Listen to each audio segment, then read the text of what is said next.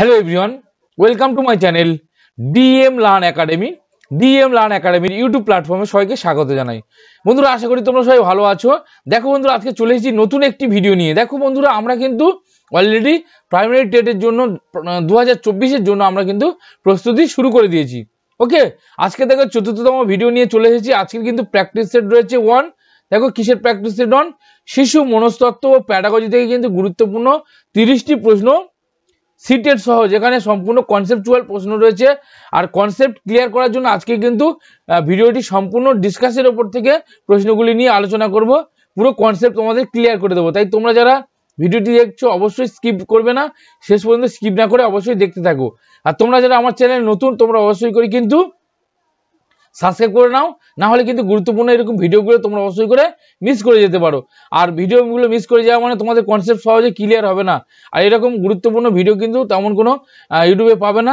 তাই বলছি, প্রত্যেকে তোমরা অবশ্যই সাবস্ক্রাইব করে রাখো, যার ফলে কিন্তু অবশ্যই আমার ভিডিওগুলো আপলোড করার সঙ্গে সঙ্গে বা লাইভ ক্লাস করার সঙ্গে সঙ্গে তোমাদের কাছে কিন্তু অবশ্যই করে নোটিফিকেশন পৌঁছে যাবে। ওকে, আর যদি অবশ্যই ভিডিওগুলো ভালো লাগে তোমরা চটপট করে লাইক করে দাও। তোমাদের লাইক কিন্তু আমাদের জন্য একটা করে খুবই গুরুত্বপূর্ণ হয়। আর তোমাদের লাইক কিন্তু আমাদের আরো গুরুত্বপূর্ণ ভিডিও নিয়ে আসতে কিন্তু ইন্সপিরেশন জাগায়। তাই প্রত্যেকে বলছি তোমরা অবশ্যই করে লাইক করো। আর যদি কোনো সমস্যা থাকে অবশ্যই কমেন্টে জানাবে। আর তোমাদের বন্ধুদের মধ্যে প্রচুর শেয়ার করে দাও। আর বিশেষ করে তোমরা যারা নতুন, তোমরা পরীক্ষা দেবে, অবশ্যই তোমাদের অনেক কিছু তোমরা জানতে পারবে, বুঝতে পারবে, এবং পরীক্ষার প্রশ্নের ধরন কেমন হয়, প্রশ্নগুলো কিভাবে আসে, সমস্ত কিছু নিয়ে আলোচনা করো পরপর। তাই প্রত্যেকে বলছি অবশ্যই তোমরা সাবস্ক্রাইব করে নাও চটপট করে। ওকে, আর তোমরা যদি অবশ্যই টেলিগ্রামে যুক্ত হতে চাও সমস্ত পিডিএফগুলি পাওয়ার জন্য এবং সমস্ত তথ্য পাওয়ার জন্য, অবশ্যই তোমরা টেলিগ্রাম গ্রুপের লিঙ্ক কিন্তু ডিসক্রিপশনে দেওয়া রয়েছে। অবশ্যই তোমরা টেলিগ্রামে যুক্ত হতে পারো পিডিএফগুলো পাওয়ার জন্য। ওকে, আর অবশ্যই তোমরা টেলিগ্রামে গিয়ে অবশ্যই ডিএম লার্ন একাডেমি বলে সার্চ করতে পারো। ওখান থেকে তোমরা অবশ্যই করে কিন্তু যুক্ত হয়ে যেতে পারো। ওকে, তো চলো বন্ধুরা, দেখে নিই আজকের গুরুত্বপূর্ণ 30টি প্রশ্ন কি কি রয়েছে, যেখানে সিটেট সহ বাছাই করা গুরুত্বপূর্ণ প্রশ্ন রয়েছে। একদম সম্পূর্ণ নতুন পরীক্ষার যে সকল সিলেবাস রয়েছে সেই সিলেবাসের ধাঁচে কিন্তু প্রশ্নগুলো রাখা হয়েছে। 30টি গুরুত্বপূর্ণ শিশু মনস্তত্ত্ব প্যাডাগজি থেকে গুরুত্বপূর্ণ প্রশ্ন রয়েছে। তাই প্রত্যেকে বলছি তোমরা স্কিপ করবে না, অবশ্যই করে স্কিপ করবে না, শেষ পর্যন্ত অবশ্যই দেখো। আশা করছি তোমাদের জন্য কিন্তু খুবই হেল্পফুল হবে। ওকে, তো চলো শুরু করি আজকের ভিডিওটি। 30টি প্রশ্ন কি কি গুরুত্বপূর্ণ রয়েছে, চলো শুরু করি। দেখো প্রথম প্রশ্নে কি বলেছে, শিক্ষার মূল লক্ষ্য শুধু শিক্ষাদান নয়, বিকাশ করা। কে বলেছেন? দেখো, শিক্ষার মূল লক্ষ্য শুধু শিক্ষাদান নয়, বিকাশ করা। এইরকম যে সকল বিভিন্ন উক্তি রয়েছে, অবশ্যই কিন্তু তোমাদের বিভিন্ন উক্তিগুলো নিয়ে একটা আমি ক্লাস করিয়ে দেবো। ওকে, এই উক্তিগুলো কিন্তু খুবই গুরুত্বপূর্ণ। তাই তোমাদের প্রত্যেককে বলছি তোমরা অবশ্যই কিন্তু উক্তিগুলো অবশ্যই করে রাখবে। ওকে, খাতায় তোমরা নোট ডাউন করবে সমস্ত উক্তিগুলো, এবং উক্তিগুলো বিগত বছরে বিশেষ করে 2021 সালে 22 সালের ক্ষেত্রে বিভিন্ন কিন্তু উক্তির মধ্যে একটা গুরুত্বপূর্ণ উক্তি এসেছিল। তোমরা অবশ্যই প্রশ্নগুলো বিশ্লেষণ করলে দেখতে পাবে। আর এইভাবেই তোমরা অবশ্যই বিভিন্ন পরীক্ষা আসতে পারে, বিভিন্ন ইয়ারের পরীক্ষা আসতে পারে। তাই প্রত্যেককে বলছি অবশ্যই কিন্তু তোমরা এই বিভিন্ন উক্তিগুলো অবশ্যই করে রাখবে। দেখো, শিক্ষার মূল লক্ষ্য শুধু শিক্ষাদান নয়, বিকাশ করা। কে বলেছেন? দেখো, পেস্তালসি, অ্যারিস্টটল, পার্সিনান না প্লেটো? দেখো, এই যে শিক্ষার মূল লক্ষ্য শুধু শিক্ষাদান নয়, বিকাশ করা, এই উক্তিটি কিন্তু করেছিলেন কে? দেখো, পেস্তালসি। ওকে, পেস্তালসি কিন্তু এই উক্তিটি করেছিল। তিনি বলেছিলেন যে শিক্ষার মূল লক্ষ্য শুধুমাত্র শিক্ষাদান নয়, শিশু বা শিক্ষার্থীর মধ্যে সম্পূর্ণ কিন্তু একটা বিকাশ সাধন করা হচ্ছে কি শিক্ষার মূল লক্ষ্য। ওকে, চলো নেক্সট পরেরটা। দেখো 2 নম্বর প্রশ্নে কি বলছে, দেখো, একজন শিক্ষক কিভাবে ছাত্রদের মনোযোগ আকর্ষণ করতে পারেন? একজন শিক্ষক কিভাবে ছাত্রদের মনোযোগ আকর্ষণ করতে পারে? দেখো, একদম কনসেপচুয়াল প্রশ্ন রয়েছে। এই কনসেপচুয়াল কোশ্চেনগুলো অবশ্যই তোমাদেরকে মাথায় রাখতে হবে। এইরকম প্রশ্নর উত্তর সোজা, কিন্তু প্রশ্নগুলো কঠিন হয়। কেমন কঠিন হয়? প্রশ্নগুলো এমনভাবে পেঁচিয়ে এমন করে দেয় যাতে তোমাদেরকে বুঝতে কিন্তু খুবই একটা অসুবিধার জায়গা দাঁড়িয়ে যায় বা কনফিউশনে ফেলে দেয় তোমাদেরকে। সেই জন্য একটা নিজেদের মধ্যে একটা কনসেপ্ট ক্লিয়ার করতে হবে। যার মধ্যে যতটা ভালো কনসেপ্ট থাকবে সে কিন্তু এই প্যাডাগজির প্রশ্নগুলো কিন্তু অবশ্যই খুবই তাড়াতাড়ি সলভ করতে পারবে। এবার তুমি মনে করো তুমি একজন শিক্ষক, তুমি শিক্ষক হিসেবে ছাত্রদের মনোযোগ আকর্ষণ করার জন্য কি করবে?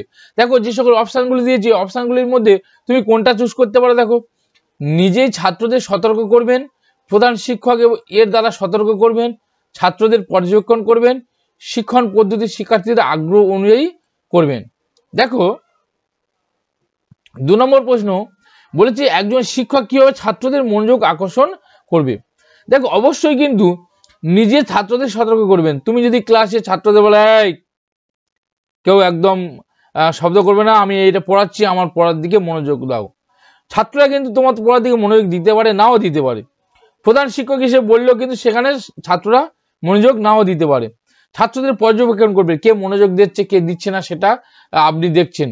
কিন্তু সেগুলোর থেকে যদি শিক্ষণ পদ্ধতি, তুমি যদি একটা আকর্ষণীয় শিক্ষণ পদ্ধতির মাধ্যমে তুমি যদি পড়াতে পারো, তাহলে কিন্তু অবশ্যই সেখানে ছাত্ররা তোমার প্রতি মনোযোগী হবে, অর্থাৎ তুমি তাদের কিন্তু মনোযোগ আকর্ষণ করতে পারবে। তাহলে এখানে সঠিকটা কি হবে দেখো, শিক্ষণ পদ্ধতি, অর্থাৎ একটি যদি আকর্ষণীয় শিক্ষণ পদ্ধতি, বিভিন্ন শিক্ষণ পদ্ধতি রয়েছে, সেই শিক্ষণ পদ্ধতিগুলো অবশ্যই তোমরা পড়বে। আর সেই শিক্ষণ পদ্ধতি অ্যাপ্লাই যদি সঠিকভাবে করতে পারো তুমি, অবশ্যই শিক্ষার্থীরা তোমার প্রতি কিন্তু মনোযোগ আকর্ষিত হবে। ওকে, চলো তাহলে দ্বিতীয় প্রশ্নের উত্তর কি হলো, শিক্ষণ পদ্ধতি শিক্ষার্থীদের আগ্রহ অনুযায়ী করবেন। ওকে, নেক্সট 3 নম্বর প্রশ্ন কি বলেছে দেখো, নিচের কোনটি প্রি অপারেশনাল চিন্তার সীমাবদ্ধতা নয়। প্রি অপারেশনাল চিন্তার সীমাবদ্ধতা নয় বলছে, অর্থাৎ প্রি অপারেশনাল স্টেজে বা প্রি অপারেশনাল স্তরের যে চিন্তা, সেই চিন্তার সীমাবদ্ধ থাকে না। দেখো অপরিবর্তনীয়তা, মনোনিবেশ করার প্রবণতা, প্রতীকী চিন্তার বিকাশ, অহংকেন্দ্রিকতা। দেখো কোন দিকটা সীমাবদ্ধ থাকে না বলেছি, সীমাবদ্ধ অর্থাৎ একটা লিমিটেশন, কিন্তু বলেছে এখানে সীমাবদ্ধতা নয়, নট লিমিটেড, অর্থাৎ কোনো লিমিট থাকে না। সেটা কোনটা দেখো, প্রি অপারেশনাল স্তর, অর্থাৎ শিশু তখন কিন্তু একদম বাচ্চা বয়সে থাকে, তার মধ্যে চিন্তার কোনো একটা বেশি প্রসার ঘটে না, সে কিন্তু সমস্ত দিকে সে মনোনিবেশ করতে পারে। তার হঠাৎ কোনো জায়গায় একটা আওয়াজ হয়েছে, সে সেদিকে মনটা যায়, ঠিক আছে, বা সে সেদিকে লক্ষ্য করে। আবার ধরো সে নিজের একটা কল্পনায় ভেসে বেড়াতে পারে, সে হাত পা ছড়াতে পারে, বা অন্য কোনো কেউ এসছে তার প্রতি মনোযোগ দিতে পারে। তাহলে এখানে কিন্তু প্রি অপারেশনাল স্তরে তার যে মনোনিবেশ করার যে প্রবণতা, সেই প্রবণতা কিন্তু সীমাবদ্ধতা থাকে না। ওকে, তাহলে সঠিক উত্তরটি কি হয়ে গেল দেখো, বিটটা। ওকে, চলো নেক্সট দেখো, পরের প্রশ্ন কি বলেছি, নিচের কোনটি ফরমেটিভ অ্যাসেসমেন্টের একটি উপকরণ নয়। দেখো ফরমেটিভ অ্যাসেসমেন্ট আর সাবমেটিভ অ্যাসেসমেন্ট, ফরমেটিভ অ্যাসেসমেন্ট আর সাবমেটিভ অ্যাসেসমেন্ট কিন্তু খুবই গুরুত্বপূর্ণ দুটি অ্যাসেসমেন্ট। এই অ্যাসেসমেন্ট দুটো কিন্তু অবশ্যই ভালো করে তোমাদের করে রাখতে হবে। আর এই অ্যাসেসমেন্ট নিয়ে কিন্তু আমি ডিটেলস নিয়ে অবশ্যই ক্লাস তোমাদের জন্য দেবো। ওকে, তো দেখো ফরমেটিভ অ্যাসেসমেন্ট অর্থাৎ কোনো ক্লাস বা কোনো শিক্ষণ পদ্ধতি চলার পর যখন আমরা তার একটা মূল্যায়ন করে থাকি বা অ্যাসেসমেন্ট করে থাকি, সেটা হচ্ছে কি ফরমেটিভ অ্যাসেসমেন্ট। এবং সাবমেটিভ অ্যাসেসমেন্ট একটা দীর্ঘ সময় পর করা হয়, সেটা হচ্ছে কি সাবমেটিভ অ্যাসেসমেন্ট। এবারে দেখো ফরমেটিভ অ্যাসেসমেন্ট অর্থাৎ কোনো শিক্ষণ কার্য চলাকালীন যে অ্যাসেসমেন্টটা করা হয়, বা ছোট্ট একটা শিক্ষণ চলার পরে একটা কিন্তু যে অ্যাসেসমেন্ট করা হয়, সেটা হচ্ছে ফরমেটিভ। আর সাবমেটিভ হচ্ছে দীর্ঘ সময় একটা শিক্ষণ কার্য চলার পরে যে অ্যাসেসমেন্টটা করে, সেটা হচ্ছে কি সাবমেটিভ অ্যাসেসমেন্ট। এবারে এই ফরমেটিভ অ্যাসেসমেন্টের একটি উপকরণ কোনটি দেখো, কুইজ ও খেলা, অ্যাসাইনমেন্ট, ট্রাম টেস্ট, মৌখিক। দেখো প্রথম যদি আমরা মৌখিক ধরি, দেখো মৌখিকটা বলছে উপকরণ নয়। মৌখিক, দেখো মৌখিক আমরা যদি ধরি, সেই মৌখিকটা আমরা যখন ক্লাসে প্রশ্ন করি, সেই প্রশ্ন করার সময় কিন্তু আমরা যখন ক্লাসটা করাই, আমরা সেই ক্লাস করানোর সঙ্গে সঙ্গে আমরা হয়তো কোনো শিক্ষার্থীকে বললাম, বা কোনো ছাত্রছাত্রীকে বললাম, বা শিশুকে বললাম, বলো তুমি হচ্ছে গিয়ে এই প্রশ্নের উত্তরটা বলো, ঠিক আছে। তাহলে সেই টপিক থেকে একটা প্রশ্ন আমরা তাকে ছুঁড়ে দিলাম, কি অনুশীলনীটা পড়ানোর সঙ্গে সঙ্গে বা পড়ানোর পরে আমরা কিন্তু সেই শিক্ষণ কার্য চলাকালীন তখন প্রশ্নটা করলাম, সেটা হচ্ছে কি মৌখিক প্রশ্ন। তাহলে এটা কিন্তু আমাদের কিন্তু অবশ্যই ফরমেটিভ অ্যাসেসমেন্টের একটি উপকরণ। ওকে, এবার কুইজ ও খেলা, অবশ্যই দেখো কুইজ, তুমি একটা ক্লাসে কোনো একটা টপিক নিয়ে পড়ানোর পরে সেখানে কুইজ ও খেলা করাতে পারো। তাহলে এটা কি হচ্ছে, অল্প কিছু শেখানোর পর কিন্তু একটা কুইজ করানো হচ্ছে। তাহলে এটা কিন্তু একটা ফর্মেটিভ অ্যাসেসমেন্টের উদাহরণ অবশ্যই। এবার অ্যাসাইনমেন্ট, কোনো বিষয় কোনো কিছু একটা তুমি অ্যাসাইনমেন্ট একটা অনুশীলন করার পর তুমি একটা তাদেরকে অ্যাসাইনমেন্ট করতে দিলে, একটা শিক্ষণ পদ্ধতি শিক্ষণ কার্য শেষ হওয়ার পরে, ছোট শিক্ষণ কার্য শেষ হওয়ার পরে একটা ক্লাস শেষ হওয়ার পরে তুমি তাদেরকে কিছু কার্যাবলী দিলে, সেটা হচ্ছে অ্যাসাইনমেন্ট দিলে। তাহলে এটা হচ্ছে কি, এটাও একটা কিন্তু ফর্মেটিভ অ্যাসেসমেন্টের উদাহরণ। বললাম যে ফর্মেটিভ অ্যাসেসমেন্ট অর্থাৎ শিক্ষণ চলাকালীন বা শিক্ষণ কার্য শিক্ষণ একটা ক্লাস শেষ হওয়ার পর বা সাময়িক ক্লাসের পর বা সাময়িক শিক্ষণের পর যে অ্যাসেসমেন্টটা করা হয় সেটা হচ্ছে কি ফর্মেটিভ অ্যাসেসমেন্ট। তাহলে অ্যাসাইনমেন্ট অর্থাৎ একটা ছোট ক্লাস শেষ হওয়ার পর আমরা যে অ্যাসাইনমেন্ট করতে দিই সেটা হচ্ছে কি ফর্মেটিভ অ্যাসেসমেন্টের উদাহরণ হয়ে গেল। কিন্তু টার্ম টেস্ট অর্থাৎ দেখো একটা নির্দিষ্ট সময় কিন্তু টেস্ট হয়, অর্থাৎ টার্ম টেস্ট যেমন আমরা হাফ ইয়ারলি, অ্যানুয়ালি, অর্থাৎ দেখা যাচ্ছে বছরের অর্ধেক সময় পর গিয়ে দেখা যাচ্ছে কিছু একটা নির্দিষ্ট চ্যাপ্টার বা 3-4টে নির্দিষ্ট চ্যাপ্টার শেষ হওয়ার পর কিন্তু আমরা যে টেস্টটা করছি সেটা হচ্ছে কি টার্ম টেস্ট বলি। তাহলে বা 2 মাস পর যদি আমরা যেটা করি সেটা হচ্ছে টার্ম টেস্ট। অর্থাৎ এই টার্ম টেস্টটা কি হচ্ছে সাবমেটিভ অ্যাসেসমেন্টের উদাহরণ হিসেবে পড়ছে। তাহলে এখানে ফর্মেটিভ অ্যাসেসমেন্টের কিন্তু উদাহরণ নয়। তাহলে টার্ম টেস্ট হচ্ছে কি একটা দীর্ঘমেয়াদী একটা শিক্ষণ চলার পর যেটা হচ্ছে কি টেস্ট করা হয় বা টেস্ট নেওয়া হয় সেটা হচ্ছে কি টার্ম টেস্ট। তাহলে এটা অনেক সময় পর করা হচ্ছে, তাহলে সেটা হচ্ছে কি সাবমেটিভ অ্যাসেসমেন্টের উদাহরণ হয়ে যাচ্ছে। কিন্তু এখানে বলে যে ফর্মেটিভ অ্যাসেসমেন্টের একটি উপকরণ নয়, তাহলে এটা কিন্তু একটা ফর্মেটিভ অ্যাসেসমেন্টের উপকরণ নয়, এটা হচ্ছে কি সাবমেটিভ অ্যাসেসমেন্টের উপকরণ। ওকে, তো আশা করছি তোমাদের হচ্ছে গিয়ে সাবমেটিভ এবং ফর্মেটিভ অ্যাসেসমেন্টটা কিছুটা হলেও ক্লিয়ার করা বা করতে পেরেছি। ওকে, চলো নেক্সট দেখো 5 নম্বর প্রশ্নে কি বলছে দেখো, শিক্ষার্থীদের তাদের চিন্তাধারা ধারণাগত পরিবর্তন করতে সক্ষম করার জন্য একজন শিক্ষকের উচিত। তাহলে শিক্ষার্থীদের তাদের চিন্তাধারা ধারণার পরিবর্তন করতে সক্ষম করার জন্য একজন শিক্ষকের উচিত। বলেছে ধরো তুমি একজন শিক্ষক, তুমি শিক্ষার্থীদের মধ্যে যে সকল ধারণা রয়েছে সেই ধারণার পরিবর্তন করবে, সেই ধারণার পরিবর্তন করতে তুমি সক্ষম করার জন্য তোমার কি করা উচিত বলেছে। দেখো, বাচ্চাদের তাদের পুরস্কার করুন যেগুলি তাদের চিন্তা ভাবনা পরিবর্তন করে, বাচ্চাদের তাদের নিজের থেকে চিন্তা করতে নিরুৎসাহিত করুন এবং তাদের কেবল কথা শুনতে এবং অনুসরণ করতে বলুন। দেখো, একটি বক্তৃতা মোডে একটি ব্যাখ্যা করুন, স্পষ্ট বিশ্বাসযোগ্য ব্যাখ্যা করুন এবং শিক্ষার্থীদের সাথে আলোচনা করুন। দেখো, বাচ্চাদের তাদের পুরস্কার যদি করা হয় এবং যেগুলি তাদের চিন্তা ভাবনার পরিবর্তন করতে পারে, ঠিক আছে, শুধু কেবলমাত্র যদি আমরা তাদের পুরস্কার দিই, সেই পুরস্কার দিলে কিন্তু তাদের চিন্তা ভাবনার পরিবর্তন হবে না। ওকে, তাহলে এটা কিন্তু হচ্ছে না। দেখো, বাচ্চাদের তাদের নিজের থেকে চিন্তা করতে নিরুৎসাহিত, দেখো উৎসাহিত করতে হবে, নিজের থেকে চিন্তা করার জন্য উৎসাহিত করতে হবে, কিন্তু এখানে নিরুৎসাহিত করে বলা হচ্ছে। এবং তাদের বলেছি কেবল তার কথা শুনতে এবং অনুসরণ করতে বলে, মানে শিক্ষকের কথা শুনতে এবং অনুসরণ করতে বলে, শিক্ষক যা বলবে সেই অনুযায়ী চলবে এবং তার অনুসরণ করে চলবে, তাহলে তার চিন্তাধারার পরিবর্তনটা হবে না, এটা কিন্তু সঠিক নয়। ওকে, তাহলে এটা আমরা প্রথম বাদ দিলাম।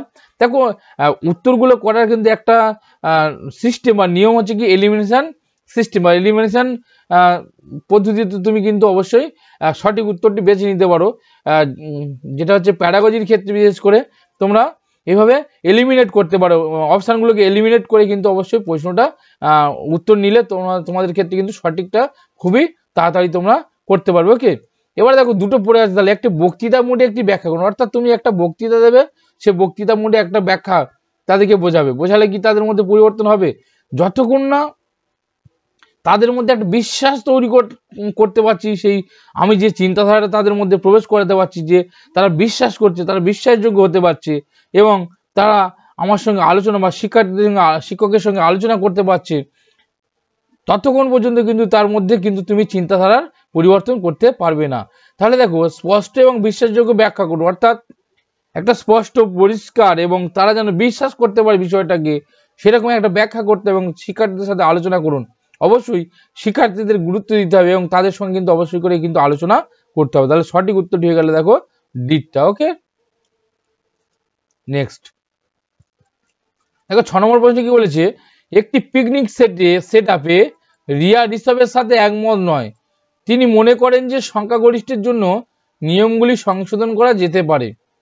তাহলে একটা পিকনিক সেট আপে রিয়া ঋষভের সাথে একমত নয়, তাদের ভিন্ন ভিন্ন অবশ্যই মত থাকতে পারে শিশুদের মধ্যে। তিনি মনে করেন যে সংখ্যাগরিষ্ঠের জন্য নিয়মগুলি সংশোধন করা যেতে পারে। দেখো পিঁয়াজের মতে এই মতবিরোধ, এই যে তাদের মধ্যে যে মতবিরোধ হচ্ছে, এই মতবিরোধটা কি? দেখো ভিন্নধর্মী নৈতিকতা, জ্ঞানী অপরিপক্কতা, প্রতিক্রিয়া না সহযোগিতার নৈতিকতা। দেখো একে অপরের মধ্যে সহমত নয় একটা পিকনিক সেট আপে, অর্থাৎ তারা কিন্তু একে অপরের মধ্যে সহযোগিতার জায়গায় কিন্তু নেই। যেহেতু পিকনিক সেট আপ বলেছে, অর্থাৎ তারা পিকনিক করতে গেছে, সেই জায়গাটায় কিন্তু তারা একে অপরের মধ্যে একটা সহযোগীর বিষয় নয়। তাহলে এখানে কি হবে, যেটা সংশোধন করে পেঁয়াজের মতে যে এই যে পিয়ার মতবিরোধ আছে, গ্রুপ মতবিরোধ, সেই এই পিয়ার মতে একে অপরের মধ্যে যে মতবিরোধ, সেই মতবিরোধটা কিন্তু বলেছে কি সহযোগিতার নৈতিকতা। ওকে, সেই সহযোগিতার নৈতিকতা তিনি এই ধরনের মতবিরোধ পিয়ার মতবিরোধ বলতে তিনি কিন্তু এই সহযোগিতার নৈতিকতাকে বুঝিয়েছেন। ওকে, নেক্সট বলেছে নিচের কোনটি লরেন্স কোলবার্গ দ্বারা প্রস্তাবিত নৈতিক বিকাশের একটি পর্যায়? দেখো নিচের কোনটি লরেন্স কোলবার্গ দ্বারা প্রস্তাবিত নৈতিক বিকাশের একটি পর্যায়? বলছে latency stage, social contact orientation, concrete operational stage, industry বনাম ইনফিরিয়রিটি স্টেজ। এবার দেখো লরেন্স কোলবার্গ দ্বারা প্রস্তাবিত নৈতিক বিকাশের একটি পর্যায়, নৈতিক বিকাশের পর্যায় কোনটা, অর্থাৎ নৈতিক বিকাশ কোন পর্যায়ের মধ্যে সব থেকে গুরুত্বপূর্ণভাবে হয়? লরেন্স কোলবার্গ দ্বারা। দেখো লরেন্স কোলবার্গের কি হচ্ছে সামাজিক তার নৈতিক বিকাশ, তাই তো? তাহলে তিনি কিন্তু বলেছিলেন যে সমাজের সঙ্গে মিথস্ক্রিয়ার মধ্যে কিন্তু তার নৈতিকতার বিকাশ ঘটে। কোলবার্গ অর্থাৎ তার সোশ্যাল কন্ট্যাক্ট ওরিয়েন্টেশন এই পর্যায়ে কিন্তু অবশ্যই নৈতিক বিকাশের একটা পর্যায়। ওকে, গুরুত্বপূর্ণ পর্যায় সোশ্যাল কন্ট্যাক্ট ওরিয়েন্টেশন। নেক্সট 8 নম্বর বলছে দেখো কেন্দ্র থেকে আরম্ভ করে শেষ সীমা পর্যন্ত চলন শক্তির বিকাশকে বলে। দেখো কেন্দ্র থেকে আরম্ভ করে শেষ সীমা পর্যন্ত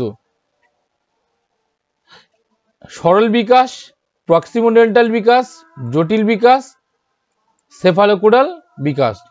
দেখো কেন্দ্র থেকে অর্থাৎ সেন্টার থেকে আমাদের আরম্ভ করে শেষ সীমা পর্যন্ত, অর্থাৎ আমাদের শেষ সীমা পর্যন্ত কেন্দ্র থেকে শুরু করে সমস্ত যে সকল চলন শক্তির বিকাশ, অর্থাৎ যে সকল পেশিগুলি সঞ্চালন বা চলন কেন্দ্র থেকে শুরু করে সেগুলো চালিত হয়, ঠিক আছে, বা সেগুলো সুদৃঢ় হয়, সেই যে বিকাশ কেন্দ্র থেকে শুরু করে শেষ সীমা পর্যন্ত এগোনোর যে বিকাশ বা শেষ সীমা পর্যন্ত যে চলন শক্তির বিকাশ, সেই বিকাশকে কি বলা হচ্ছে? দেখো সরল বিকাশ, প্রক্সিমোডেন্টাল বিকাশ, জটিল বিকাশ, সেফালোকুডাল বিকাশ।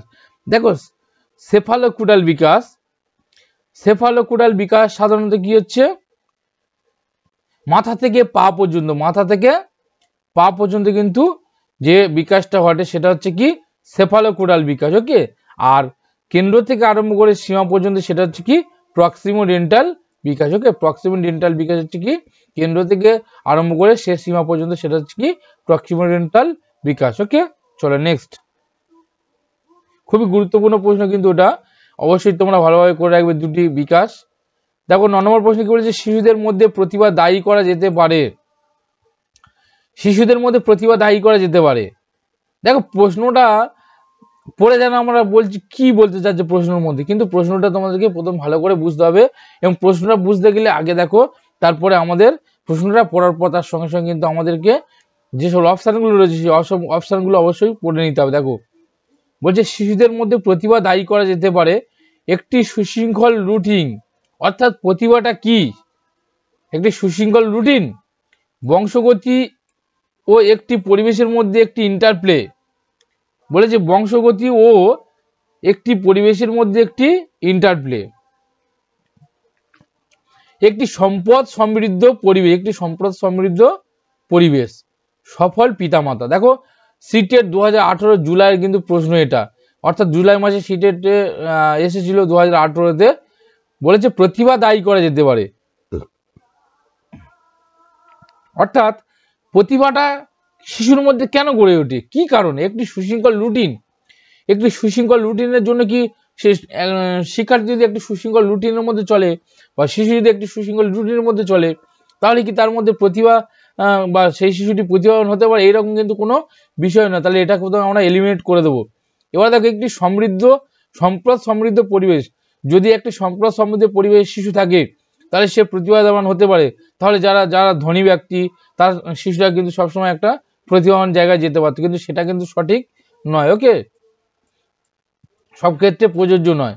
সফল পিতামাতা যদি সফল হয়, তার সন্তানরা সফল হবে। আর একটা দেখো, বংশগতি একটি পরিবেশের মধ্যে একটি ইন্টারপ্লে। অবশ্যই বংশগতিটা কিন্তু একটা গুরুত্বপূর্ণ বিষয়, যেখানে শিক্ষার্থীর পিতামাতা যদি অবশ্যই প্রতিভাবান হয়, তাহলে কিন্তু তার যে জিনগত একটা প্রভাব থাকে, সেই প্রভাবটা কিন্তু শিশুর মধ্যে পড়ে। তাহলে বংশগতিটা একটা বিষয়। আর একটা কিন্তু অবশ্যই শিক্ষার্থী একটি যদি ভালো পরিবেশে সে বসবাস করে, তাহলে শিক্ষার্থীর মধ্যে কিন্তু ভালো প্রতিভা গড়ে উঠবে। আর যদি সে একটা অন্যরকম বা দুষ্কর টাইপের পরিবেশে যদি সে বসবাস করে, তার মধ্যে কিন্তু একটা শিশু কিন্তু অন্য ধরনের প্রতিভা বা প্রতিভাবান হয়ে উঠবে। ঠিক আছে, তাহলে এই বংশগতি ও পরিবেশের মধ্যে যদি একটা ইন্টারপ্লে থাকে, সেটা কিন্তু শিশুদের মধ্যে একটা প্রতিভা গড়ে তুলতে পারবে। ঠিক আছে, তাহলে এই দুটো কিন্তু মিক্সড অবশ্যই থাকতে হবে প্রতিভার ক্ষেত্রে। ওকে, নেক্সট দেখো বন্ধুরা, তোমরা যারা আমার ভিডিওটা দেখছো, অবশ্যই প্রত্যেককে বলবো একটু করে লাইক করার জন্য। আর অবশ্যই করে তোমরা বন্ধুদের মধ্যে শেয়ার করো চটপট করে। তোমরা যারা এখনো সাবস্ক্রাইব করো, তোমরা চটপট করে সাবস্ক্রাইব করে নাও। যদি তোমরা পিডিএফ গুলো অবশ্যই পেতে চাও, তোমরা ডিএম লার্ন একাডেমি বলে টেলিগ্রাম গিয়ে সার্চ করে ওখান থেকে তোমরা অবশ্যই করে যুক্ত হয়ে যেতে পারো, অথবা ডেসক্রিপশনে কিন্তু লিঙ্ক দেওয়া রয়েছে টেলিগ্রামের, ওখান থেকে তোমরা অবশ্যই করে যুক্ত হয়ে যেতে পারো। ওকে, দেখো বন্ধুরা, শিখন দেখো বলেছে শুধু শিখন দিন। এটা হচ্ছে 2016 ফেব্রুয়ারি কিন্তু সিটেটের প্রশ্ন রয়েছে। একজন শিক্ষার্থীর আবেগ দ্বারা প্রভাবিত হয় না, আবেগের সাথে খুবই কম সংযোগ রয়েছে। একজন শিক্ষার্থীর আবেগ থেকে স্বাধীন, একজন শিক্ষার্থীর আবেগ দ্বারা প্রভাবিত হয়। দেখো, একজন শিক্ষার্থীর আবেগ থাকে স্বাধীন, শিক্ষার্থীর আবেগ স্বাধীন থাকে না। এটা স্বাধীন আবেগ থাকে স্বাধীন, এটা শিক্ষণের ক্ষেত্রে কিন্তু কোনো রকম বিষয় নয়। তাহলে এটা আমরা প্রথমে কেটে দেবো। এবার দেখো, একজন শিক্ষার্থী আবেগ দ্বারা প্রভাবিত হয় না। অবশ্যই কিন্তু একজন শিক্ষার্থী সে কিন্তু অবশ্যই আবেগ দ্বারা প্রভাবিত হয়, তাহলে এটা কিন্তু ভুল রয়েছে। এবার দেখো, আবেগের সাথে খুব কম সংযোগ রয়েছে, আবেগের সাথে খুবই কম সংযোগ রয়েছে। তাহলে আবেগের সাথে খুবই কম সংযোগ রয়েছে, আবেগের সঙ্গে অবশ্যই কিন্তু সংযোগ রয়েছে, তাহলে এটা কিন্তু সঠিক নয়। সে একজন শিক্ষার্থী কিন্তু অবশ্যই কিন্তু আবেগ দ্বারা প্রভাবিত হয়। ওকে, তাহলে আবেগ দ্বারা একজন শিক্ষার্থী প্রভাবিত হয়। তাহলে শিখন কি হচ্ছে, একজন শিক্ষার্থীর আবেগ দ্বারা প্রভাবিত হয়। ওকে, চলো নেক্সট। দেখো বন্ধুরা, 11 নম্বর প্রশ্নে কি বলেছে দেখো, শিশু অল্প বয়স থেকেই ভাষার ভিত্তিগুলি রপ্ত করে। শিশু অল্প বয়স থেকে ভাষার ভিত্তিগুলি রপ্ত করে, কে বলেছেন? দেখো, বারবার বলেছি যে বিভিন্ন দার্শনিকদের উক্তি কিন্তু অবশ্যই করে রাখতে হবে। এবার বলেছে এখানে একটা উক্তি কি বলেছে, শিশু অল্প বয়স থেকে ভাষার ভিত্তিগুলি রপ্ত করে, কে বলেছেন? জ্যাকবসন, হ্যালিডে, কার্সেন না টেরি? দেখো, 11 নম্বর প্রশ্ন, শিশু অল্প বয়স থেকে ভাষার ভিত্তিগুলি রপ্ত করে, কে বলেছে? অর্থাৎ শিশু অল্প বয়স থেকে সে ভাষার বিষয়গুলো অবশ্যই তার মধ্যে একটা গঠনগত জায়গা তৈরি হয়, বা সে ভাষাগুলিকে তাড়াতাড়ি রপ্ত করতে পারে, সেটা কে বলেছেন?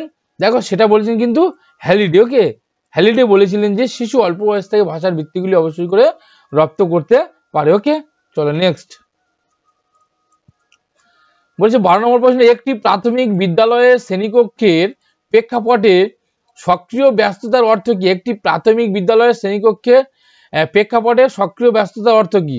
মুখস্থ করা, স্মরণ করা এবং আবৃত্তি করা, শিক্ষকের অনুকরণ ও নকল করা, অনুসন্ধান, প্রশ্ন এবং বিতর্ক, শিক্ষকের দেয়া উত্তর কপি করা। বলেছে একটি প্রাথমিক বিদ্যালয়ের শ্রেণীকক্ষের প্রেক্ষাপটে সক্রিয় ব্যস্ততার অর্থ কি? অর্থাৎ প্রাথমিক বিদ্যালয়ের শ্রেণীকক্ষে শিক্ষার্থীদের সক্রিয় ব্যস্ত রাখার যে অর্থ, সেই অর্থ বা কিসের মধ্য দিয়ে তাদেরকে ব্যস্ত রাখা যেতে পারে, ভালো করে বুঝতে হবে। দেখো, সক্রিয় ব্যস্ততার অর্থ, অর্থাৎ শিক্ষার্থীদের যে সক্রিয় রাখবে এবং তাদের সেই সক্রিয়তার মধ্যে ব্যস্ত রাখবে কিভাবে? মুখস্থ করা, স্মরণ করা, আবৃত্তি করা। শিক্ষকের অনুকরণ নকল করা। দেখো অনুকরণ নকল করা কিন্তু কোনো রকম ভাবে হবে না। অনুকরণ আর নকল করার মাধ্যমে কিন্তু শিক্ষার্থীদের কেবলমাত্র ব্যস্ত রাখা যায় না। তারপর দেখো শিক্ষকের দেওয়া উত্তর কপি করা। কপি করার মাধ্যমে কিন্তু তুমি হয়তো বললে যাই আমি বোর্ডে লিখে দিচ্ছি, এটা কপি করো বা এটা দেখে দেখে লেখো, তাহলে অনেক শিক্ষার্থী কিন্তু নাও লিখতে পারে, তাহলে এটা কিন্তু তাদের ব্যস্ত রাখা যেতে পারে না। এবার দেখো দুটো পড়ে রয়েছে, মুখস্থ করা, স্মরণ করা, আবৃত্তি করা। মুখস্থ করা, মুখস্থ যখন শিশুদের করতে বলবে তখন কিন্তু তাদের মধ্যে একটা একঘেয়েমিতা বা তাদের মধ্যে একটা কিন্তু পরিশ্রমের দিকে একটা দেখা যায়। আবৃত্তি করার ক্ষেত্রে অনেকে কিন্তু মুখস্থ করা, স্মরণ করা, তাদের একটা স্মৃতির মধ্যে একটা চাপ পড়ে, তারা কিন্তু অনেকে দুর্বলতার ভাব প্রকাশ করে, তাহলে এই ক্ষেত্রে কিন্তু তাদের মধ্যে সক্রিয় রাখতে পারবে না। তাহলে আর একটা প্রশ্ন অপশান কি রয়েছে দেখো, অনুসন্ধান, প্রশ্ন, বিতর্ক। দেখো অবশ্যই করে কিন্তু যদি শিক্ষার্থীদের মধ্যে অনুসন্ধান প্রশ্ন অর্থাৎ এমন কোনো প্রশ্ন করা যাবে যে শিক্ষার্থী নিজে নিজে তার মনের মধ্যে একটা চিন্তার আলোড়ন সৃষ্টি হবে, যেখানে সে সেই প্রশ্নের মধ্যে দিয়ে ভাবতে থাকবে এবং ভেবে উত্তরগুলো বলার চেষ্টা করবে। আরেকটা বলেছে দেখো বিতর্ক। অবশ্যই দেখো একে অপরের মধ্যে কেউ একটা বললো যে একটা প্রশ্ন বললো, সেই প্রশ্নটা নিরিখে আরেকজন একটা প্রশ্নের উত্তর বললো, সেই নিরিখে দেখা যাচ্ছে আরেকজন আরেক রকম ভাবে প্রশ্নের উত্তর বললো, সেইগুলো বিষয় নিয়ে কিন্তু বিতর্ক করা এবং একটা অনুসন্ধানমূলক প্রশ্ন, এমন প্রশ্ন যার হয়তো দেখা যায় একাধিক উত্তরও আসতে পারে বিভিন্ন পরিপ্রেক্ষিতে, সেই রকম বিভিন্ন মানুষের কাছে বা বিভিন্ন শিশুর মধ্যে দিয়ে বিভিন্ন রকম উত্তর আসতে পারে, সেই ধরনের প্রশ্নগুলো করলে কিন্তু অবশ্যই তাদের সক্রিয় ব্যস্ত রাখা যেতে পারে। তাহলে সঠিক উত্তরটি এখানে হয়ে গেল দেখো সিটটা। ওকে, নেক্সট দেখো স্টার্নবার্গের বুদ্ধিমত্তার টার্গেট থিওরি অনুযায়ী নিচের কোনটি সঠিক। দেখো স্টার্নবার্গ তার বুদ্ধিমত্তার যে থিওরি রয়েছে, টার্কিক থিওরি রয়েছে স্টার্নবার্গের, সেই বুদ্ধিমত্তার থিওরি কোনটি সঠিক? ব্যবহারিক বুদ্ধিমত্তা, পরীক্ষামূলক বুদ্ধিমত্তা, গাণিতিক বুদ্ধিমত্তা, সম্পদপূর্ণ বুদ্ধিমত্তা। দেখো এই যে বিভিন্ন যে থিওরি রয়েছে, ওকে, কোহলবার্গ, স্টার্নবার্গ, এদের যে সকল থিওরিগুলি রয়েছে, দ্বি উপাদান তত্ত্ব, প্যাভলভের যে প্রাচীন সক্রিয় অনুবর্তন, এইগুলো যে সকল রয়েছে সেগুলো অবশ্যই করে করাবো, ডিটেলসে তোমাদের ক্লাস করাবো। অবশ্যই প্রত্যেকে তোমরা জুড়ে থাকো। তোমরা যদি এখনো সাবস্ক্রাইব করো তোমরা চটপট করে সাবস্ক্রাইব করে নাও এবং পাশে থাকা বেল আইকনটি অবশ্যই করে প্রেস করে রাখো, যাতে নোটিফিকেশনগুলো অবশ্যই তোমরা পেতে পারো। দেখো স্টার্নবার্গের বুদ্ধিমত্তা টার্কিক থিওরি অনুযায়ী নিচের কোনটি সঠিক? দেখো ব্যবহারিক বুদ্ধিমত্তা, পরীক্ষামূলক বুদ্ধিমত্তা, গাণিতিক বুদ্ধিমত্তা, সম্পদপূর্ণ বুদ্ধিমত্তা। দেখো স্টার্নবার্গের টার্কিক থিওরি অনুযায়ী তিনি কিন্তু অবশ্যই পরীক্ষামূলক বুদ্ধিমত্তার কথা কিন্তু অবশ্যই বলেছিলেন। ওকে, নেক্সট বলেছে শ্রেণীকক্ষে আলোচনার সময় একজন শিক্ষক প্রায় মেয়েদের চেয়ে ছেলেদের প্রতি বেশি মনোযোগ দেন, এটি একটি উদাহরণ। দেখো এগুলো কিন্তু সব সিটেটের প্রশ্ন, বাছাই করা গুরুত্বপূর্ণ প্রশ্ন। এইরকম প্রশ্ন কিন্তু অবশ্যই সিটেটে তোমরা অবশ্যই দেখতে পাবে। শ্রেণীকক্ষে আলোচনার সময় একজন শিক্ষক প্রায় মেয়েদের চেয়ে ছেলেদের প্রতি বেশি মনোযোগ দেয়, এটি কিছু উদাহরণ। দেখো যখন মেয়েদের থেকে ছেলেদের প্রতি বেশি মনোযোগ দেবে তখন সেটা অবশ্যই কিন্তু হয়ে যাবে কি, সেটা অবশ্যই হয়ে যাবে কিন্তু লিঙ্গ পক্ষপাত। ওকে, লিঙ্গ পক্ষপাত, সেটা হয়ে যাবে অবশ্যই লিঙ্গ পক্ষপাত। ওকে, জেন্ডার স্টিরিওটাইপিং। আর এই সবসময় জেন্ডার স্টিরিওটাইপিং থেকে ক্লাসে অবশ্যই তোমরা শিক্ষক হিসেবে সেটাকে এড়িয়ে চলতে হবে। ছেলে মেয়ে উভয়দেরকে কিন্তু সমানভাবে দেখতে হবে এবং সমানভাবে তাদেরকে মনোযোগ দিতে হবে তাদের প্রতি। ওকে, নেক্সট দেখো 15 নম্বর প্রশ্ন কি বলেছে, দেখো শিক্ষার মূল লক্ষ্য শুধু শিক্ষাদান নয় বিকাশ করা। কে বলেছে? দেখো এটা প্রথম কিন্তু আমরা দেখলাম, শিক্ষার মূল লক্ষ্য শুধু শিক্ষাদান নয় বিকাশ করা, এটা রিপিটেড হয়ে গেছে প্রশ্নটা। দেখো অবশ্যই কিন্তু বলেছি কি পেস্তাল সি। ওকে, পেস্তাল সি। নেক্সট 16 নম্বর প্রশ্ন কি বলেছে, দেখো কোন গুণটি একজন শিক্ষক বা শিক্ষিকাকে সাফল্য লাভের ক্ষেত্রে বেশি সহায়তা দান করবে? দেখো একজন শিক্ষক বা শিক্ষিকা সাফল্য লাভ করতে গেলে কোনটা সবথেকে গুরুত্বপূর্ণ বা কোনটা সবথেকে বেশি সহায়তা দান করবে? দেখো সমানুবর্তিতা ও শৃঙ্খলা পরায়ণ। অর্থাৎ একজন শিক্ষক, ধরো তুমি শিক্ষক বা শিক্ষিকা হিসাবে তুমি যদি সমানুবর্তিতা হও ও শৃঙ্খলা পরায়ণ হও, তাহলে কিন্তু তুমি কি সবথেকে সাফল্য লাভ করতে পারবে। পাঠ্য বিষয়বস্তু সম্পর্কে একটি সুস্পষ্ট ধারণা ও প্রাণোজ্জ্বল বিশ্লেষণ ক্ষমতা। দেখো অবশ্যই পাঠ্য বিষয়বস্তু সম্পর্কে তোমার একটা সুস্পষ্ট ধারণা দরকার এবং প্রাণোজ্জ্বল অর্থাৎ এমনভাবে তুমি বিশ্লেষণ করবে ছাত্রদের সামনে যাতে সেটা কিন্তু একটা আকর্ষণীয় হয়ে ওঠে। ওকে, তাহলে সঠিক উত্তরটি কি হবে? দেখো অবশ্যই কিন্তু বিটটা। ওকে, দেখো পরেরটা আমরা দেখি, পরের দুটো অপশন দেখে নিই। ছাত্রদের প্রতি স্নেহপূর্ণ আচরণ, তাদের কৃতিত্বের জন্য পুরস্কার প্রদান। হ্যাঁ, পুরস্কার প্রদান তুমি করতে পারো, কিন্তু এটা কিন্তু সবচেয়ে গুরুত্বপূর্ণ নয়। এটা অবশ্যই থাকতে হবে, কিন্তু সবচেয়ে বেশি সহায়তা দান এটা করবে না। পরীক্ষার জন্য উপযোগী সম্ভব প্রশ্ন বা সাজেশন নির্বাচনের ক্ষমতা, এটা তো কোনোভাবে নয়। দেখো প্যাডাগজির প্রশ্নগুলি কিন্তু অবশ্যই যে উত্তরের যে অপশনগুলো থাকে অবশ্যই খুবই ক্লোজ থাকে, তো তার মধ্যে সবচেয়ে গুরুত্বপূর্ণটা তোমাকে কিন্তু বেছে নিতে হবে। ওকে, নেক্সট 17 নম্বর প্রশ্ন কি বলেছে দেখো, নিম্নলিখিতগুলি ব্যতীত সমস্ত কারণে শেখার অক্ষমতা হতে পারে। নিম্নলিখিতগুলি ব্যতীত সমস্ত কারণে শেখার অক্ষমতা হতে পারে, অর্থাৎ ভালো করে প্রশ্নটা আমাদেরকে বুঝে নিতে হবে। কোনগুলো ছাড়া, ব্যতীত মানে ছাড়া, সমস্ত কারণে শেখার অক্ষমতা হতে পারে। বলেছে সাংস্কৃতিক কারণ, সেরিব্রাল কর্মক্ষমতা, মানসিক অশান্তি, আচরণগত ব্যাঘাত। দেখো সিটের 2013 জুলাইয়ের প্রশ্ন এটা এসেছিল। বলেছে নিম্নলিখিত ব্যতীত সমস্ত কারণে, অর্থাৎ কোন কারণটা ছাড়া সমস্ত কারণে শেখার অক্ষম, শিশুর শেখার অক্ষমের জায়গা যেতে পারে। দেখো সাংস্কৃতিক কারণ, সেরিব্রাল কর্মক্ষম, মানসিক অশান্তি, আচরণগত ব্যাঘাত।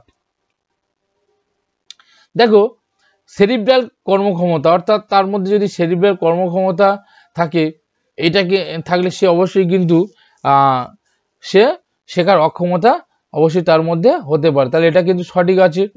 বলছে মানসিক অশান্তি, অবশ্যই মানসিক অশান্তি হলে তার মধ্যে একটা শেখার অক্ষমতা তৈরি হতে পারে। আচরণগত ব্যাঘাত, আচরণগত ব্যাঘাতের জন্য ঘটতে পারে। কিন্তু সাংস্কৃতিক কারণ যেটা বলেছে, এই সাংস্কৃতিক কারণ ছাড়া কিন্তু এই সমস্ত কারণে কিন্তু শেখার অক্ষমতা ঘটতে পারে, তাহলে এটা সঠিক উত্তরটি হবে কি? সাংস্কৃতিক কারণ। ওকে, চলো নেক্সট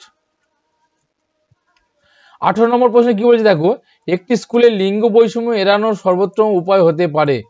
লিঙ্গ বৈষম্য এড়ানোর সর্বোত্তম উপায় হতে পারে, কি হতে পারে? দেখো সমান সংখ্যক পুরুষ ও মহিলা, এটা ও হবে। ওকে, ও মহিলা শিক্ষক নিয়োগ। দেখো জেন্ডার স্টিরিওটাইপিং এড়ানোর জন্য তুমি কি করে, সবচেয়ে সর্বোত্তম উপায় কি হতে পারে? এর মধ্যে 4টে অপশন দেখো, সমান সংখ্যক পুরুষ ও মহিলা শিক্ষক নিয়োগ। কেমন অবস্থায় যদি আমরা পুরুষ ও মহিলা শিক্ষক নিয়োগ করি, তাহলে কি স্কুলে যে লিঙ্গ বৈষম্য সেটা এড়ানো যেতে পারে। স্কুলের লিঙ্গ বৈষম্য পরিহার করার জন্য একটি নিয়ম প্রণয়ন করতে হবে, এটি কঠোরভাবে প্রয়োগ করতে হবে।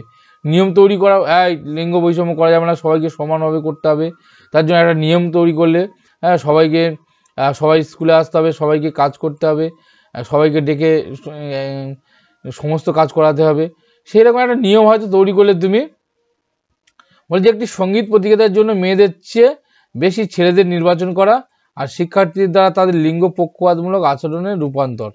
একদম দেখো সব থেকে গুরুত্বপূর্ণ যেটা বোঝাচ্ছে সেটা হচ্ছে কি, শিক্ষার্থীদের দ্বারা তাদের যদি লিঙ্গ পক্ষপাতমূলক আচরণের রূপান্তর করা যায়, অর্থাৎ তাদেরকে বোঝানো যায় এটা হচ্ছে লিঙ্গ পক্ষপাত হচ্ছে, এর আচরণটা পরিবর্তন করতে হবে, ছেলেদেরকে বেশি গুরুত্ব দিতে হবে। দেখো ছেলে মেয়ে উভয় সমান, যদি সেই বিষয়টা, সেই আচরণটা যদি তাদের মধ্যে বুঝিয়ে যদি রূপান্তর করা যায় তাদের মধ্যে, তাহলে কিন্তু তাদের এই যে লিঙ্গ বৈষম্য এড়ানো সম্ভব হবে। ওকে, তাহলে এখানে সঠিক উত্তরটি কি হবে? দেখো শিক্ষকদের দ্বারা অবশ্যই কিন্তু লিঙ্গ পক্ষপাতমূলক আচরণের যে রূপান্তর সেটা কিন্তু অবশ্যই করতে হবে।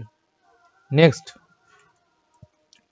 দেখো শিশুরা সবচেয়ে সৃজনশীল হয় যখন তারা একটি কার্যকলাপে অংশগ্রহণ করে। শিশুরা সবচেয়ে সৃজনশীল হয় যখন তারা একটি কার্যকলাপে অংশগ্রহণ করে, তাদের শিক্ষকের তিরস্কার থেকে বাঁচতে, চাপের মধ্যে অন্যদের সামনে ভালো করতে, আগ্রহের বাইরে পুরস্কারের জন্য। বলেছে দেখো শিশুরা সবচেয়ে সৃজনশীল হয় যখন তারা একটি কার্যকলাপে অংশগ্রহণ করে। একটা কার্যকলাপে অংশগ্রহণ করলে সে সৃজনশীল হয় তাদের শিক্ষকের তিরস্কার থেকে বাঁচতে, চাপের মধ্যে অন্যদের সামনে ভালো করতে, আগ্রহের বাইরে পুরস্কারের জন্য। দেখো একজন শিশু সৃজনশীল হয় যখন তাদের যে আগ্রহ রয়েছে সেই আগ্রহের বাইরে যদি একটা কার্যকলাপে অংশগ্রহণ করে, তখন কিন্তু তার মধ্যে একটা সৃজনশীল বিষয় কিন্তু অবশ্যই গড়ে ওঠে, অবশ্যই কিন্তু তার মধ্যে একটা সৃজনশীল বিষয় গড়ে ওঠে। ওকে,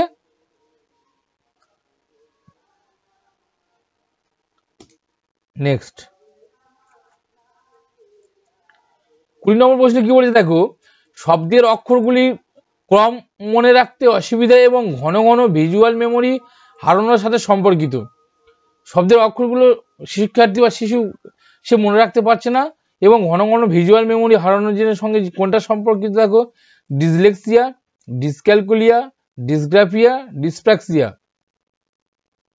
দেখো ডিসক্যালকুলিয়া অবশ্যই কিন্তু এটা গণনার ক্ষেত্রে অবশ্যই যদি কোনো শিক্ষার্থীর সমস্যা থাকে তখন সেটা হচ্ছে কি, অঙ্কের ক্ষেত্রে সমস্যা থাকে সেটাকে বলা হচ্ছে ডিসক্যালকুলিয়া, তাহলে এটা কিন্তু এখানে হবে না। ডিসগ্রাফিয়া দেখো লেখার ক্ষেত্রে কোনো সমস্যা থাকলে তখন সেটা হচ্ছে কি, ডিসগ্রাফিয়া। ওকে, তাহলে এটাও নয়। এবার দেখো ডিসলেক্সিয়া অবশ্যই যখন শিক্ষার্থীর কোনো কিছু শব্দ বুঝতে পড়তে, ঠিক আছে, মনে রাখতে এবং তার ঘন ঘন যে ভিজুয়াল মেমোরি অর্থাৎ তার চিনতে পারছে না বিষয়গুলোকে, সেটা হচ্ছে কি, ডিসলেক্সিয়া। ওকে, তাহলে এখানে সঠিক উত্তরটি হয়ে গেল কি, ডিসলেক্সিয়া। নেক্সট পরেরটা, নিচের কোন তাত্ত্বিক শিশুদের সক্রিয় জ্ঞানের সন্ধানকারী হিসাবে দেখার সময় তাদের উপর সামাজিক সাংস্কৃতিক বিষয়বস্তুর প্রভাবের উপর জোর দিয়েছেন? বলছে নিচের কোন তাত্ত্বিক শিশুদের সক্রিয় জ্ঞানের সন্ধানকারী হিসাবে দেখার সময় তাদের উপর সামাজিক ও সাংস্কৃতিক বিষয়বস্তুর প্রভাবের উপর জোর। দেখো সামাজিক ও সাংস্কৃতিক বিষয়ের উপর জোর দিয়েছে, যখন সামাজিক বিষয়টার উপর গুরুত্ব দেওয়া হবে তখন একটা কিন্তু সব থেকে প্রথমে আসে, সেটা হচ্ছে কি, লেভ ভাইগটস্কি। ওকে, তাহলে এখানে সঠিক উত্তরটি কি হবে দেখো, লেভ ভাইগটস্কি, তার সামাজিক নির্মিতিবাদ। ওকে, গুরুত্বপূর্ণ কিন্তু অবশ্যই আমাদেরকে করতে হবে। দেখো বন্ধুরা, তোমরা যারা আমার চ্যানেল নতুন এখনো সাবস্ক্রাইব করো না, তোমরা চটপট করে সাবস্ক্রাইব করে নাও, আর যদি ভালো লাগে একটু লাইক করে দাও, সঙ্গে সঙ্গে কমেন্টে জানাও কতগুলো তোমরা 30টার মধ্যে সঠিক করতে পারছো। ওকে, চলো নেক্সট 22 নম্বর প্রশ্ন, ছাত্রদের অধ্যয়নে মনোযোগী করতে কি করা উচিত? ছাত্রদের অধ্যয়নে মনোযোগী করতে কি করা উচিত?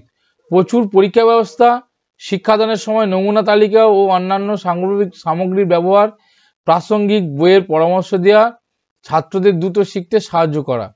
দেখো ছাত্রদের অধ্যয়নে মনোযোগী করতে গেলে তোমাকে কি করতে হবে বা কি করা উচিত?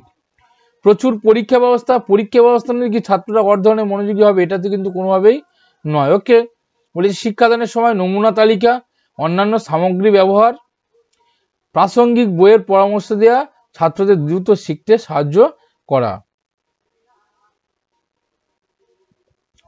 দেখো যদি প্রাসঙ্গিক বইয়ের পরামর্শ দিই যে এই তোমরা এই বইটা কেন, এই বইটা পড়বে, ওই বইটা পড়বে, সেক্ষেত্রে তাদেরকে মনোযোগী করতে পারবে? একদম না। আর তাদেরকে দ্রুত শিখতে সাহায্য করার ক্ষেত্রে যদি আমরা সাহায্য করি তাহলে সেক্ষেত্রে কিন্তু তারা মনোযোগী নাও হতে পারে। এবার দেখো বিটটা পড়ে আছে, শিক্ষাদানের সময় নমুনা তালিকা ও অন্যান্য সামগ্রীর ব্যবহার। অবশ্যই যখন শিক্ষাদান করবে শিক্ষক হিসেবে তুমি, সেই সময় যদি সেই বিষয়ের সম্পর্কে যদি একটা নমুনা তালিকা তৈরি করা যায় এবং বিভিন্ন সামগ্রী নিয়ে সেই বিষয়টা সম্পর্কে ডিসকাস করা যায়, ওই জন্য আমরা যখন ডিএলএড করেছিলাম সেই সময় কিন্তু বিভিন্ন ওই এলটিএম এর বিষয় বা টিএলএম যেগুলো নিয়ে আমাদেরকে শিক্ষার যে ট্রেনিং, যে মাইক্রো টিচিং করতে হতো, ঠিক আছে, বা লেসন প্ল্যান পাঠ পরিকল্পনা যে আমাদের ডেমো দিতে হতো, সেই সব বিষয়গুলো কিন্তু অবশ্যই একটা গুরুত্ব দেওয়া হতো এলটিএম এর ওপর। অর্থাৎ শিক্ষার্থীদের যদি মনোযোগ করতে হয় বা ছাত্রদের যদি অধ্যয়নে মনোযোগী করতে হয়, অবশ্যই কিন্তু বিভিন্ন এলটিএম এর ব্যবহার করতে হবে এবং তাদের মধ্যে সেই বিষয়গুলো একটা নমুনা তালিকা প্রস্তুত করতে হবে তাদের সামনে, এবং সেগুলো যদি আরো ছবির মাধ্যমে হয়, রং বেরঙের হয়, তাহলে কিন্তু আরো তাদেরকে মনোযোগী আকর্ষণ করতে আমরা সঠিকভাবে পারবো। তাহলে সঠিক উত্তরটি হয়ে গেলে দেখো বিটটা। ওকে, চলো নেক্সট 23 নম্বর প্রশ্ন কি বলছে দেখো, ভাষা এবং বিকাশের সবচেয়ে গুরুত্বপূর্ণ সময় হলো। দেখো ভাষা বিকাশের গুরুত্বপূর্ণ সময়, সবথেকে গুরুত্বপূর্ণ কোন সময়? শিক্ষার্থীর ভাষা আর বিকাশ হয়। ওকে, 2019 দেখো প্রাক জন্মকাল, শৈশবকাল, মধ্য শৈশবকাল, কৈশোর। দেখো ভাষা ও বিকাশের সব থেকে কিন্তু গুরুত্বপূর্ণ, অর্থাৎ শিক্ষার্থীর বিকাশ হয়, ভাষার বিকাশ বা তার সমস্ত দিকের বিকাশ কিন্তু শৈশবকালে সব থেকে কিন্তু বেশি হয়। তাহলে এখানে সঠিক উত্তরটি কি হবে? শৈশবকাল। ওকে, নেক্সট 24 নম্বর প্রশ্ন বলেছে, ও দুটো প্রশ্ন একই হয়ে গেছে, এটাও একই প্রশ্ন হয়ে গেছে। চলো নেক্সট পরেরটা বলেছে, শিশুদের জ্ঞান ও সামান্য বিজ্ঞানী বিশ্বের তাদের নিজস্ব তত্ত্ব নির্মাণ এর সক্রিয় নির্মাতা হিসেবে দেখে। শিশুদের জ্ঞান, যখন জ্ঞান এবং সমস্ত বিজ্ঞানী বিশ্বের তাদের নিজস্ব তত্ত্ব নির্মাণ করার ক্ষেত্রে যখন আসবে জ্ঞানমূলক বিষয়, তখন সেটা হয়ে যাবে কি, সব থেকে মাথায় রাখতে হবে, সেটা হচ্ছে জিন পিয়াজে, তাই তো?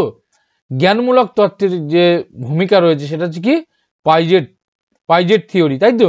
তাহলে শিশুদের জ্ঞান ও সামান্য বিজ্ঞানী বিশ্বের তাদের নিজস্ব যে তত্ত্ব নির্মাণের সক্রিয় নির্মাতা হিসেবে কাকে আমরা দেখি, সেটা হচ্ছে কি, জ্যা পিয়াজে বা পাইজেট। ওকে, নেক্সট দেখো 26 নম্বর প্রশ্নে কি বলেছে, উন্নয়নের গতি একের থেকে পরিবর্তিত হয় অন্যের জন্য পৃথক, কিন্তু এটি অনুসরণ করে ড্যাশ প্যাটার্ন। কি প্যাটার্ন অনুসরণ করে? দেখো বলছে উন্নয়নের গতি একের থেকে পরিবর্তিত হয় অন্যের জন্য পৃথক, একে অপরের যে উন্নয়নের গতি সেটা অবশ্যই করে পৃথক, কিন্তু এটি একটি ড্যাশ প্যাটার্ন অনুসরণ করে। কি করে? পা থেকে মাথা পর্যন্ত এটি এলোমেলো, এটি প্রত্যাশিত, এটি অনুক্রমিক এবং সুশৃঙ্খল। দেখো অবশ্যই কিন্তু এই যে উন্নয়নের গতি একের থেকে পরিবর্তিত হয় অন্যের জন্য পৃথক, কিন্তু এটা অবশ্যই একটা কিন্তু অনুক্রমিক ও সুশৃঙ্খল যে প্যাটার্ন রয়েছে সেই প্যাটার্নটা কিন্তু অনুসরণ করে। ওকে, নেক্সট 27 নম্বর প্রশ্নে কি বলছে, দেখো একটি অন্তর্ভুক্ত শ্রেণীকক্ষে একজন শিক্ষক স্বতন্ত্র শিক্ষার পরিকল্পনা প্রস্তুত করা উচিত নয়, মাঝে মাঝে প্রস্তুত করা উচিত, সক্রিয়ভাবে প্রস্তুত করা উচিত, প্রস্তুতি নিরুৎসাহিত করা উচিত। বলছে একটি অন্তর্ভুক্ত শ্রেণীকক্ষে একজন শিক্ষক স্বতন্ত্র শিক্ষার পরিকল্পনা, একটা স্বতন্ত্র শিক্ষার পরিকল্পনা অবশ্যই কিন্তু তাকে সক্রিয়ভাবে প্রস্তুত করা উচিত, কারণ একটা শিক্ষার পরিকল্পনা একটা শিক্ষাকে কিন্তু বাস্তবায়িত করতে পারে। তাহলে সক্রিয়ভাবে তাকে কিন্তু অবশ্যই স্বতন্ত্র শিক্ষার পরিকল্পনা প্রস্তুত করতে হবে। ওকে, নেক্সট 28 নম্বর প্রশ্নে কি বলেছে, দেখো একটি শিশু বলে জামা কাপড় রোদে দ্রুত শুকায়, তার মধ্যে কি দেখা যাচ্ছে, যে তার মধ্যে কি ধারণা তৈরি হয়েছে, যে শিশু বলছে যে জামা কাপড় রোদে শুকায়। প্রতীকী চিন্তা, অহংকেন্দ্রিক চিন্তা ভাবনা, কারণ ও তার প্রভাব, বিপরীত চিন্তা ভাবনা। দেখো এখানে কিন্তু সঠিক হবে কোনটা, কারণ ও তার প্রভাব। ওকে, কারণ শিশু জানে যে জামা কাপড় ভিজে জামা কাপড় যদি রোদে দেওয়া হয় তাহলে সেই রোদটা জামা কাপড়ের উপর পড়ে, তার ফলে জল কিন্তু দ্রুত বাষ্প হয়ে উড়ে যায়, তারপরে কিন্তু জামা কাপড়গুলো শুকিয়ে যায় তাড়াতাড়ি। তাহলে সেই যে কারণ, সেই রোদ পড়ছে এবং তার ফলে কি হচ্ছে, সেটা শুকিয়ে যাচ্ছে, সেই কারণের প্রভাবটা কিন্তু তার মধ্যে অবশ্যই করে দেখা যাচ্ছে। ওকে, চলো নেক্সট 29 নম্বর প্রশ্ন। দেখো আমরা একদম শেষ দিকে চলে এসেছি, 30টা প্রশ্ন ছিল গুরুত্বপূর্ণ, বলেছি একদম গুরুত্বপূর্ণ বাছাই করা প্রশ্ন। আশা করছি তোমাদের ভালো লাগছে। অবশ্যই আরো গুরুত্বপূর্ণ ভিডিও নিয়ে আসবো পরপর সবে শুরু করেছি 2024-এর জন্য। দেখো বলেছি নিম্নলিখিত সময়ের মধ্যে কোন সময়ে শারীরিক বৃদ্ধি ও বিকাশ দ্রুত গতিতে ঘটে।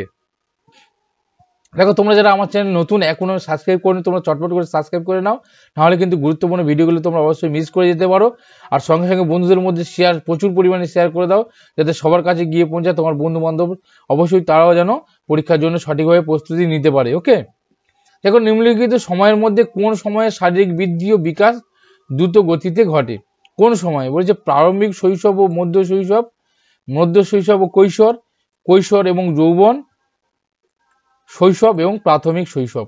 যাকে বলেছে শারীরিক বৃদ্ধি, অবশ্যই আমরা জানি শৈশবে কিন্তু শারীরিক বৃদ্ধি ও বিকাশটা কিন্তু দ্রুত গতিতে অবশ্যই করে ঘটে থাকে। ওকে, শৈশব এবং প্রাথমিক শৈশব, সঠিক উত্তরটি কি হবে, দেখো শৈশব এবং প্রাথমিক শৈশব এই দুটোতে কিন্তু অবশ্যই বিকাশ ও বৃদ্ধি ও বিকাশ কিন্তু সবচেয়ে দ্রুত গতিতে ঘটে থাকে। ওকে, চলো নেক্সট দেখো স্বতন্ত্র ভিন্নতার প্রাথমিক ধারণা 30 নম্বর প্রাথমিক কারণ। স্বতন্ত্র ভিন্নতার প্রাথমিক কারণ 30 নম্বর প্রশ্ন, আজকের প্র্যাকটিস সেটের শেষ প্রশ্ন। দেখো গুরুত্বপূর্ণ প্রশ্ন, স্বতন্ত্র ভিন্নতার প্রাথমিক কারণ। স্বতন্ত্র ভিন্নতার প্রাথমিক কারণ অর্থাৎ প্রত্যেকের মধ্যে যে একটা স্বতন্ত্রতা থাকে, ভিন্ন প্রত্যেকের মধ্যে যে ভিন্ন ভিন্ন একটা বিষয় থাকে, তার যে প্রাথমিক কারণ সেটা কি? জন্মগত পিতামাতার কাছ থেকে ব্যক্তিদের দ্বারা প্রাপ্ত জেনেটিক কোড, জন্মগত বৈশিষ্ট্য, পরিবেশ, এটা পরিবেশ হবে। ওকে, একটু মিস্টেক আছে টাইপ।